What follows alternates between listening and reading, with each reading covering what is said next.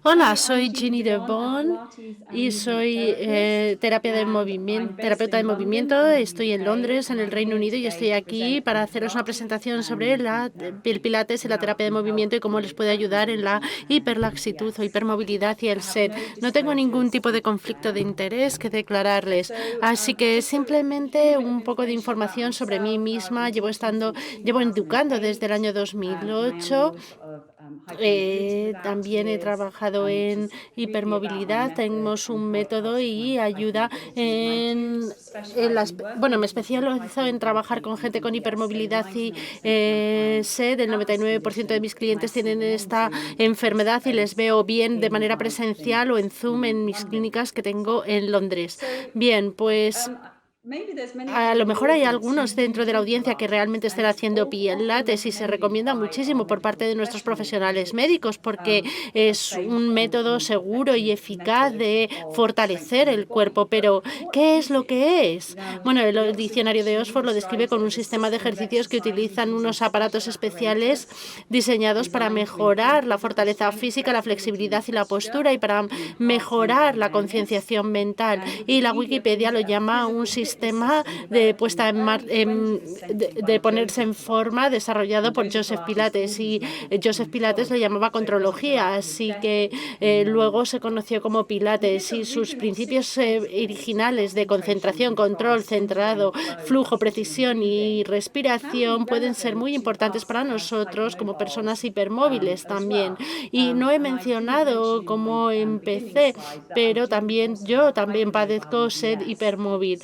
Así que mi experiencia clínica desde 2008, además de mi experiencia personal, entra en todo lo que trabajo que yo he llevado a cabo a la hora de crear un nuevo método para los pacientes que tienen síndrome de Ehlers-Danlos y tienen hiperlaxitud o hipermovilidad. Así que Pilates, ya acabamos de oír lo que es, qué es lo que es correcto para mi cuerpo, porque como sabemos el síndrome de Ehlers-Danlos es una cosa que es muy individual. Algunas cosas que están bien para uno a lo mejor son incorrectas para otra persona, y si lo ven en esa imagen, este es un ejercicio que podemos denominar excesivo, un ejercicio muy grande, y evidentemente no todos los ejercicios de Pilates van a ser adecuados o necesarios para todo el mundo. ¿Realmente necesitaríamos estar haciendo este ejercicio para nuestra vida diaria y funcional? Pues probablemente no. A lo menos que seas un gimnasta o que te dediques a esto, pues no te hace falta. Y hay muchos tipos de pilates. A lo mejor puedes hacer pilates clásico, puedes hacer ese tipo de pilates, puedes hacer pilates sobre una máquina, la máquina que aparece dentro de la imagen. Hay pilates de alta intensidad, todo tipo de pilates que están disponibles en el mercado. Lo podemos hacer de uno en uno, lo podemos hacer en grupo, pero tenemos que ser conscientes que hay distintas escuelas de pensamiento, hay distintas escuelas de formación y cientos de miles de profesores diferentes. Tenemos que encontrar tanto el profesor como la escuela o el gimnasio que sea el adecuado para nosotros, y también es importante que hagamos nuestra propia tarea. Y el Pilates no puede reemplazar ningún tipo de tratamiento médico que estemos recibiendo. Siempre digo que hay que comprobarlo con nuestro facultativo médico antes de comenzar a llevar a cabo ningún tipo de ejercicio nuevo. Hay que consultarles primero. Y es muy importante recordar que el Pilates es un método. Era un método que creó Joseph Pilates y que, como ocurre con cualquier otro tipo de método, va a tener sus limitaciones. Está genial. Yo originariamente me formé en Pilates en el año 2006 y es la fundación a las bases que utilizo para mi formación, pero soy muy consciente de que es un método que viene con muchas limitaciones, especialmente cuando hablamos de la hipermovilidad o de la hiperlaxitud en el síndrome de Ehlers-Danlos. Estos son algunos de los ejercicios más avanzados que van a aparecer en este tipo de máquina o en una esterilla, en la gente haciendo pilates. Puede haber que haya gente que esté escuchando y que sea capaz de hacer estas cosas. No digo que no podamos hacerlo, pero basándome en mi experiencia y basándome en los clientes a los que yo trato, muchos de estos ejercicios realmente no son accesibles. Además, sobre todo, es que no son funcionales. No son funcionales ni les sirven para sus actividades de la vida diaria. Así que la otra cosa que es importante en este método es que lo importante es que es un método que tienes que ir progresando desde ser un principiante a ser uno un poco más avanzado, y en cualquier caso lo que tienes que ver si esto es adecuado para nosotros. ¿Queremos realmente ir avanzando para poder girarnos y poner los pies por encima de la cabeza. Pues a lo mejor tenemos inestabilidad lumbar o tenemos problemas de cadera o tenemos otro tipo de cosas. Hay muchas cosas que podrían estar ocurriendo que hace que muchas de estas cosas no sean adecuadas para nosotros. Pero de nuevo, no estoy diciendo que no puedas hacerlo. Si tú lo haces y te disfrutas, no te estoy diciendo que no debas. Lo que digo es que la gran mayoría de nosotros pues no, para nosotros no es accesible. Cuando empecé a estudiar Pilates y luego empecé a expansar la manera en la que yo pensaba sobre cómo esto me podía ayudar a mí misma, en primer lugar, con el dolor crónico que tenía derivado de mi hipermovilidad y cómo podía empezar a ayudar a otras personas, pues siempre volví a pensar en el comentario del profesor Rodney Graham, que ninguna enfermedad en la historia de la medicina moderna está tan dejada de la mano de Dios como el síndrome de Ehlers-Danlos. Así que pensamos en las implicaciones de todo esto, esa dejación que se han hecho con respecto al diagnóstico, con respecto a los planes adecuados de tratamiento, con respecto a la ansiedad, el estrés, que van con el padecer esta enfermedad, porque a veces tardan muchísimo en diagnosticarnos o para la que no nos dan la ayuda que necesitábamos. Así que quería tener todo este tipo de cosas en cuenta. Así que, ¿cuál es mi forma de terapia de movimiento para la hipermovilidad?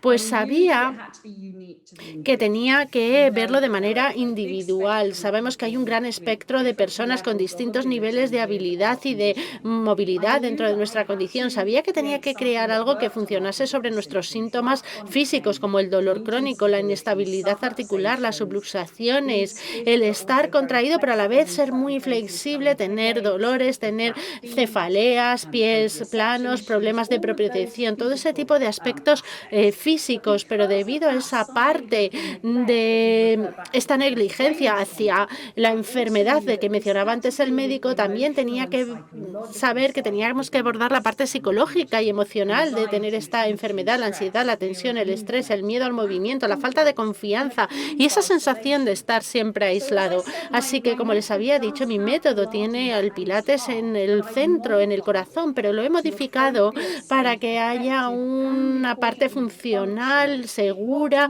eficaz. ¿Qué es lo que necesitamos para poder funcionar de manera eficaz y sobre todo sin dolor en nuestro día a día? Así que empecé a trabajar sobre todo con los pies, empecé a estudiar el paso, la manera en la que andamos para ayudar a la gente con esos andares dolorosos, esa mala alineación. También estudié ciencias del dolor y neurociencia, aunque no sea neurocientífica, sí que estoy muy interesada en la ciencia del dolor y quiero educar a la gente sobre cómo funciona el dolor, porque esto puede ayudar a cambiar el sistema nervioso, la mente y el cuerpo.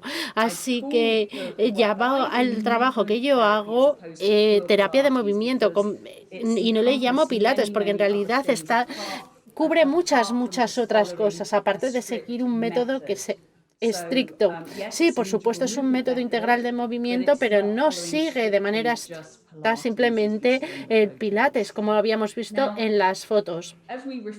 Y volviendo a lo que decía el profesor Graham, ¿cuáles son nuestros resultados para gente que se ha visto dejada de la mano de Dios, como decía él? Bueno, pues no hay una vía clara para esta gente, para la gente que tiene SED o que tiene HSD. Muchas veces a la gente les tratan de manera fragmentada, con un cuidado que se limita a una parte en lugar de una manera holística que tiene en cuenta el cuerpo entero. Normalmente la gente siente mucha frustración, falta de confianza, se sienten muy desafortunados. Además, piensan que el profesional médico no siempre les entiende perfectamente y tenemos mucho cuidado con los enfoques que se ponen manos a la obra. Y bien, muchas veces nos encontramos con una mala diagnóstico. Dicen que es fibromialgia, osteoartritis, o dicen que somos vagos o que nos estamos inventando, que tenemos una depresión o reumatismo. Y además ocurre que tenemos estas concepciones falsas.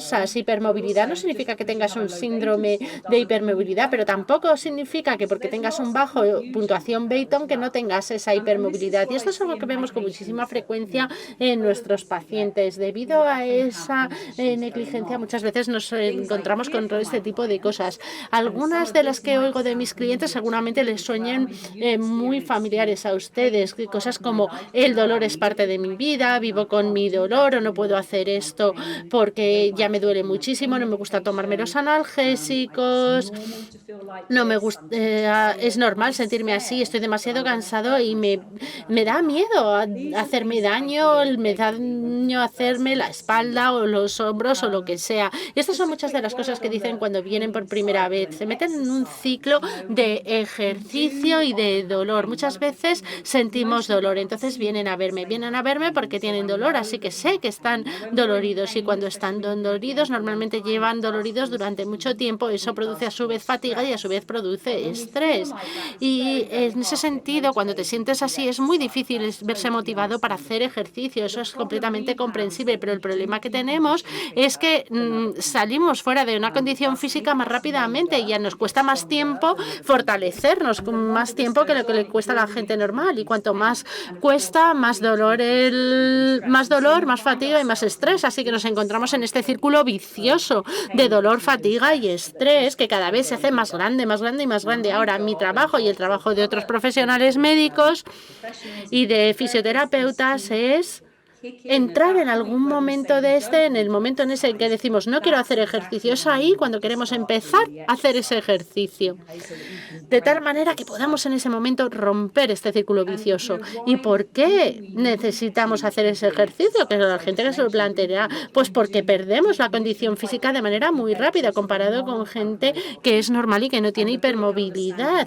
Y en el libro de Claire Smith, que es un libro buenísimo, ella menciona que tenemos que entrenar nuestros músculos todo lo posible, porque los músculos tienen que compensar los efectos del tejido conectivo defectuoso a la hora de apoyar a otras estructuras como los ligamentos. Así que la concienciación del síndrome de Ehlers-Danlos en el 70% de los alumnos que hablan de dolor crónico antes de la edad de los 20 años de edad es una cifra altísima, y una investigación que ha llevado a cabo Celetti dice que el miedo del movimiento debe evaluarse y manejarse y está asociada con el dolor y la fatiga. Así que con un programa de terapia de movimiento podemos empezar a abordar todos estos problemas y podemos llegar a la gente que se siente así. Aquí hay algunos de los comentarios de algunos de mis clientes después de haber estado trabajando conmigo. Dice, bueno, pues ha empezado a sentir menos dolor, me siento más fuerte, tengo más concienciación de mí mismo y más control. Al principio tenía miedo, pero ahora me apetece mucho, me da fortaleza y estabilidad. Estas son el tipo de cosas que nosotros estamos buscando y es definitivamente posible conseguirlo con un programa adecuado. Uno que sea funcional, seguro y eficaz. ¿Y cómo lo hacemos? ¿Cómo creamos este programa para nuestros pacientes con síndrome Ehlers-Danlos, hipermovilidad? Bueno, pues está basado en el Pilates, pero es una evolución del Pilates y de la rehabilitación y de los programas de gestión del dolor, y tiene un enfoque muy semático. Así que no cogemos un enfoque mecánico, no tiene que ver con ser perfecto. Me gustan estos enfoques de 360 grados en los que vemos todo el cuerpo y la mente y cómo pueden trabajar juntos y cómo no podemos separar el uno del otro. La mente va a influir en el cuerpo y viceversa. Así que hemos hecho a cabo mucha investigación trabajando en primer lugar conmigo misma, porque yo tengo dolor crónico y llevo teniendo dolor crónico desde una edad muy temprana y me he rehabilitado para intentar conseguir librarme de ese dolor, y eso es lo que quiero ayudar a la gente, a que se liberen de ese dolor. Y vemos 6 elementos que vamos a ver muy rápidamente ahora mismo, de tal manera que podamos entender estos elementos un poco mejor. La respiración, la relajación, la propiocepción, la estabilidad articular, el equilibrio y la postura. Y lo que estamos buscando es esta base adaptable, de tal manera que tú puedas crear estas bases que te permitan hacer tu vida diaria sin dolor, ejercitar, incluso practicar deporte. Algunas personas quieren volver a practicar deporte. Hemos tenido clientes que han vuelto a jugar al golf, al tenis, a hacer senderismo. Incluso una persona ha vuelto a hacer patinaje artístico. Eso es increíble. Todo este tipo de cosas es posible. Así que vamos a entrar con nuestra respiración. ¿Por qué tengo que estar pensando en la respiración? Si yo sé respirar, si todos estamos respirando en el día de hoy, ¿cómo difícil puede ser? Pero de hecho, muchos de nosotros tenemos que reaprender a respirar. Me he dado cuenta de que al cabo de los años, muchas personas con nuestra enfermedad sí que tienen trastornos en los patrones de la respiración y estos pueden surgir por muchos motivos. El dolor es uno de ellos. Tal vez es que sea doloroso para mí el hacer una respiración profunda, o a lo mejor me asusta hacer esta respiración profunda porque alguna vez me he subluxado las costillas de manera regular. A lo mejor estoy ansiosa o asustada, así que de alguna manera estoy contraída y mi cuerpo está mal y esto va a afectar mi respiración. Hay muchas cosas que pueden tener un impacto en nuestra respiración, así que la primera vez que conozco a alguien, uno de los primeros pasos que hago es echar un vistazo a su manera de respirar, porque cuando empezamos con la respiración empezamos a crear concienciación de nuestro cuerpo, esa concienciación corporal que normalmente carecemos de la misma, esa concienciación sensorial, esa falta de propiopercepción. Y entonces es esa manera de abordarlo. Luego aprendemos a mejorar e incorporar la respiración en nuestros movimientos y esto reduce el dolor. Cuando empezamos a respirar y pasamos al segundo punto, el de la relajación, las tensiones empiezan a dejar el cuerpo. Así que de hecho en muchas ocasiones la gente dice, pero si todo lo que hemos hecho es respirar, y viene al día siguiente y te dicen, no, es que ya solo con eso me siento muchísimo mejor, porque de alguna manera sus niveles de dolor bajan. Así que eso es importante, saber que si no respiramos correctamente podemos estar produciendo dolor. Y no estamos pensando en salir y hacer meditación, pero se sabe que la meditación puede ayudar en la relajación muscular y puede interrumpir las señales que envía el cerebro sobre el dolor. Así que eso es lo que hacemos y eso va mano a mano o codo a codo con el segundo punto que quería mencionar y que tiene que ver con la relajación. Una relajación que tiene que integrarse con la respiración para liberar tensiones, reconocer los patrones de eso de que estamos aguantando cosas. A lo mejor yo estoy aguantando el músculo estomacal, los músculos estomacales. Estoy intentando hacerlo de una manera en la que soy completamente inconsciente y lo hago por protegerme. Son respuestas normales. Es verdad que vivimos con una enfermedad que es muy difícil de manejar y por eso nos hacemos muy protectores de nosotros mismos. El sistema nervioso además responde. Cuando empezamos a relajarnos abordamos el sistema parasimpático y esto es muy importante porque al final del día muchos de nosotros vivimos en nuestros sistemas de lucha o huida, siempre listos a que algo nos ocurre, siempre dispuestos a que nos vaya a pasar algo. Y eso es importante, pero no 24 horas al día, 7 días por semana. Eso es agotador, produce una gran cantidad de fatiga y es muy estresante. Así que tenemos que pasar mucho más tiempo con nuestro sistema parasimpático. La propiocepción.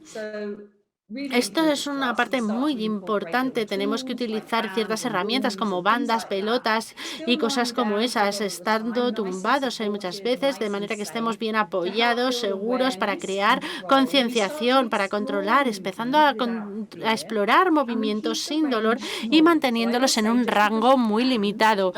Porque no podemos no significa que no deberíamos.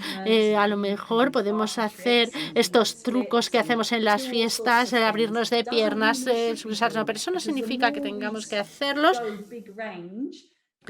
Pero hay que intentar limitar el rango, porque cuanto más rango tengamos, más vamos a afectar a los ligamentos. Tenemos que reducir el rango de movimientos. Es la única manera en la que tenemos para intentar empezar a sentir control sobre nuestro cuerpo. Sé que hay opiniones ligeramente diferentes, pero es una de las maneras más eficaces de gestionar el dolor. Si vamos a tener un rango de movimiento en el que no sabemos qué necesitamos para controlar una articulación, es muy difícil hacerlo. Así que tenemos que hacer estos rangos mucho más limitados de tal manera que la gente se sienta en pleno control y sin estresar las articulaciones, la estabilidad articular, empezando desde el terreno, a lo mejor empezando a hacer ejercicios que sean un poco un reto mayor, empezando a sentir el control sobre el core, la protección sobre nuestras articulaciones y realmente sin dolor y sin tensión. Tenemos que escuchar nuestro nuestros cuerpos,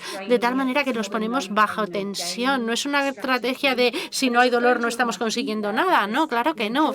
Tenemos que intentar conseguir la estabilidad de la articulación que empieza con nuestros pies y vamos trabajándola desde abajo hacia arriba para conseguirlo en el resto del cuerpo. El equilibrio es una parte muy importante de todas nuestras vidas y con esto estamos prácticamente llegando al final, aprendiendo de alguna manera a andar, que es un acto de equilibrio increíble. Tenemos que integrar a todo el cuerpo de tal manera que tengamos estabilidad corporal completa y fortaleza en todo nuestro cuerpo. Y por supuesto la postura. La postura viene después de todo este trabajo tan duro. Creo que no se puede enseñar la postura no en una manera duradera. Por supuesto te puede explicar que es una buena postura, pero probablemente esto te cause más trabajo y más estrés porque estás intentando de manera muy dura mantener esta postura, pero si formamos todo el cuerpo y esta postura tan maravillosa nos va a emerger de un cuerpo que entiende toda la organización, de esa comprensión o concienciación completa del cuerpo y una buena atención. Y por supuesto necesitamos algo de tensión en el cuerpo que nos mantenga, pero existe una diferencia entre buena tensión y mala tensión. Así que un par de citas muy rápidas. Esta es de uno de mis clientes con hipermovilidad que ha sufrido dolor toda su vida, pero a través del trabajo en este programa ahora ya puede dormir, estar de pie, andar y hacer ejercicios sin tener dolor. Y ese es el tipo de resultados que nosotros estamos buscando. Henry, otro cliente que tiene síndrome de Ehlers-Danlos hipermóvil, dice, trabajando con este movimiento de concentración, me ha permitido escuchar a mi cuerpo de nuevo y ha liberado mi tensión y esas salvaguardas que tenía anteriormente que se habían convertido en una característica habitual. Así que cuando hemos empezado a liberar esa tensión, ese guardar mi cuerpo, hemos empezado a movernos con muchísima más libertad, pero con una libertad controlada. Y eso es realmente importante, que veamos todos estos elementos muy rápidamente. Mucha gente me pregunta si hay que estirarse, si hay una buena o una mala estrategia para hacer este tipo de estiramientos. Creo que muchas veces estamos con contracciones por un motivo. A veces somos flexibles en unas articulaciones y tenemos contracciones en las otras. Ahí la parte es que intenta compensar esa parte que se dobla más. Así que si estiramos, tenemos muchas posibilidades de conseguir acabando con mucho más dolor, porque el cuerpo piensa que tiene que compensar y probablemente acabemos mucho más contraído. Las articulaciones se van a estirar ya en algunos casos no queremos hacerlos mucho más laxos y empujar y forzar estas estiraciones no es recomendable porque podríamos ir demasiado lejos y no queremos entrar en este tipo de cosas sin darnos cuenta y además pueden acabar produciendo dolor. Así que no hay nada en cuanto a los estiramientos estáticos. Los científicos han dicho que estiramientos estáticos no consiguen mucho, pero sí que recomiendo los dinámicos en el que empezamos a hacer un movimiento y entramos y salimos en este estiramiento de tal manera que podemos conseguir una gran fluidez a través de los tejidos, pero lo hacemos en un rango en el que no nos cuelgan las articulaciones y haciendo esos estiramientos innecesarios, porque lo que realmente necesitamos es estabilidad, no doblarnos más, tenemos que ser un poco más elásticos en lugar de más que nos seamos capaces de doblar más. Y rápidamente, en cuanto a la estrategia de movimiento, como estamos empezando en el día de hoy, estamos buscando una cadena cerrada, un movimiento de un rango corto. Estamos intentando hacerlo de manera buena, apoyados. Queremos un rango de movimiento breve o limitado. Queremos ampliar el control motriz y queremos coreografías muy simples. No queremos mover nuestras manos y las piernas en direcciones opuestas, sino intentar hacer las cosas muy simple, aprendernos las bases, avanzando muy lentamente con muy pocas repeticiones, hasta que sabemos cuánto nuestro cuerpo es capaz de tolerar, cuánto nuestros tejidos es capaz de tolerar. No queremos empezar a hacer 100 repeticiones de un ejercicio, porque tenemos que asegurarnos de haber establecido una línea basal que sea saludable. Así que muy pocas repeticiones, no pasa nada, perfecto. En cuanto al feedback táctil o la retroalimentación táctil, es muy importante cuando estamos trabajando con gente que nos masajea. En cuanto a las cargas, no empezar a levantar pesos pesados con pesas muy gordas. Luego, la concienciación sensorial con los elementos concéntricos en nuestro programa, con cambios limitados de posición, especialmente si tenéis POTS. No queremos estar en estos ejercicios que te mantienen levantando, sentando, etcétera. Mantenerlo simple y sobre todo poco, pero con mucha frecuencia. Y recordar que el ejercicio no siempre tiene que ser una clase formal. Siempre hay momentos que podemos incluir en nuestra vida algo de ejercicio y todo cuenta, todo cuenta. Y mucha gente se apalea de alguna manera porque piensan que no han hecho lo suficiente o que no han ido lo suficiente. Nos castigamos mucho y no. Hay que a lo mejor dar un paseo suave alrededor de la casa. Todo cuenta, todo cuenta. En ocasiones tenemos que ser muy suaves y deberíamos ser muy suaves con nosotros mismos. Eso está perfectamente bien. Así que unos pensamientos finales. Creo firmemente que todo cuenta, todo cuenta. Progreso, no perfección. Así que dando esos pequeños pasos día a día, todo cuenta, no intentando ser perfecto y ciertamente no comparándonos con otra gente. Movernos con concienciación, eso nos va a ayudar a mejorar nuestra situación, reduciendo las lesiones, mejorando nuestra propiocepción y recordar esta cifra del profesor Graham. Si puedo dar un paso físico pequeño, va a ser un paso emocional inmenso para mí. Va a empezar a ayudarme a sentirme mejor sobre mí mismo y sobre mis capacidades. Así que autoalivio, eso es realmente importante. Y pensar en lo que creemos que podemos hacer. Resiliencia, cuanto más trabajo dando estos pequeños pasos, más resilientes que vamos a ser, más fuertes que vamos a ser. Y establecer un ritmo es esencial, pero el ritmo que nos viene a nosotros, no un programa predeterminado de ritmo que alguien haya escrito por nosotros, no.